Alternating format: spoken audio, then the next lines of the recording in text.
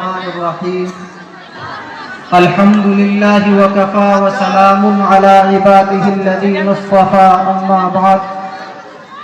نبی سے کچھ محبت ہے نہ ہے خوف خدا دل میں. نبی سے کچھ محبت ہے نہ ہے خوف خدا دل میں. مزہ آتا ہے تم کو حکمراں خدا بیزار محفل میں. زبانوں پر تمہاری اب نہیں ایمان کا نغمہ.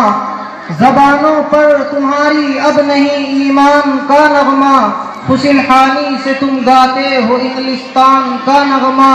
پسند آتا ہے تم کو ہم درے یورپ پر جبی کرنا. پسند آتا ہے تم کو ہم درے یورپ پر جبی کرنا.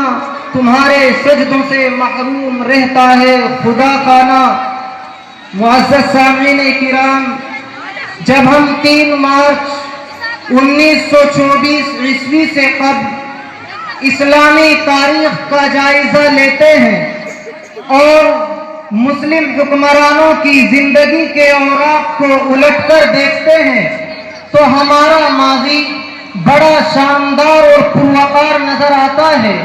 کیونکہ اگر ہمیں ایک طرف خلفائے اربعہ جیسے جانباز سپہ سالار ملتے ہیں تو دوسری طرف ایرانی تاج شاہی کو اسلام کے قدموں میں ڈال دینے والا سعد بن وقاص رضی اللہ عنہ نظر آتا ہے.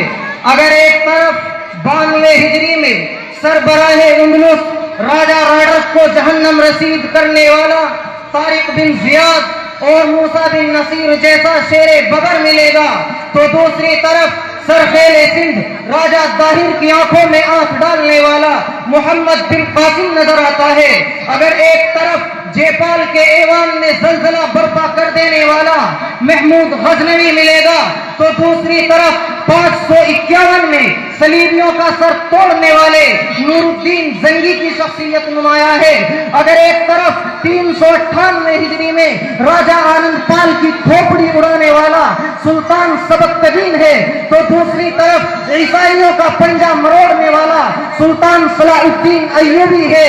اگر ایک طرف میسور کی دھرتی پر جام شہادت نوش کرنے والا خوددار سلطان ٹیپو ہے تو دوسری طرف خلافت عثمانیہ کا آخری اور غیرت مند خلیفہ عبد الحمید ہے.